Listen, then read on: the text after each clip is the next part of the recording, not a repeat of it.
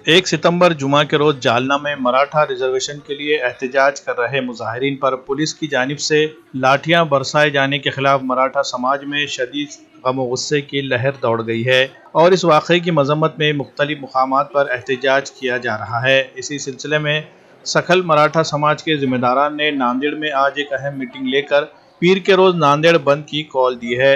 इस बंद की कॉल पर पूरी मराठा बरादरी के लोगों ने हिमायत का ऐलान किया है। इसी की मुनासिबत से इतवार के रोज मराठा समाज के जिम्मेदारान का एक आम इजलास मुनक्किद हुआ। इस इजलास में मुख्तलिफ तंजीमों के जिम्मेदारान के अलावा मराठा समाज के मेम्बरान ने बड़ी तादाद में शिरकत की। पीर को सुबह 11 बजे से राज कॉर्नर से छत्रपति शिवाजी महाराज मुजस्समे तक जुलूस निकाला जाएगा। इसके बाद छत्रपति शिवाजी महाराज मुजस्समे के सामने नारे लगाए जाएंगे और जालना में पुलिस की जानिब से किए गए लाठीचार्ज के खिलाफ एहतजाज किया जाएगा। सकल मराठा समाज के जिम्मेदारान ने शहर के तमाम ताजिरों से अपील की है कि वो इस बंद के दौरान अपने इदारे बंद रखकर मराठा समाज का साथ दे। उद्याच्या बंदमध्ये सर्व मराठा समाजातील तरुणांनी काळं शर्ट किंवा काळी फीत, एक भगवा झेंडा अशी या मराठा बंदची या सेवकांना एक गणवेश आहे आणि या समाजावर जे अन्याय झाला आहे त्या अन्यायाच्या विरोधामध्ये बंड हा नांदेडमधून पुकारलेला आहे। या नांदेडमध्ये कोणतेही दुकान, एकही दुकान, व्यापारी, कोणतीही संस्था चालणार नाही असं या बैठकीमध्ये आव्हान झालेलं आहे। कारण काल झालेल्या जालन्यामधील जे अत्याचार झाला ते खूप निंदनीय आहे, ते होता कामा नये असं आम्ही कालच जिल्हाधिकाऱ्यांना निवेदन दिलेलं आहे। तरी का उद्याचा बंद सर्व व्यापाऱ्यांनी, सर्व नांदेडकरांनी मनानं बंद करावं ही आमची मराठा समाजाच्या सेवकांची विनंती राहील।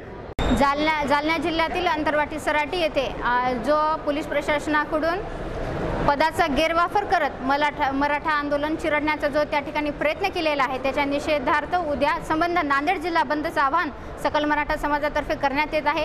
हे आंदोलन पूर्णतः शांततेच्या मार्गाने असेल।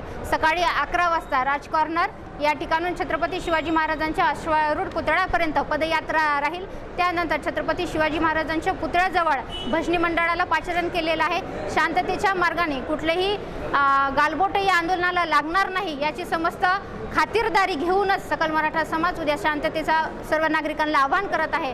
व्यापाऱ्यांना विशेषतः आमचं आव्हान आहे की समाजाच्या भावना या अतिशय तीव्र आहेत। यावेळी सकल मराठा समाजावर जो अन्याय झालेला आहे, प्रत्येकाच्या आया बहिणीवर अन्याय झाल्याच्या नंतर प्रत्येक समाज हा उद्विग्न होत असतो, तो आक्रोश तो व्यक्त करत असतो।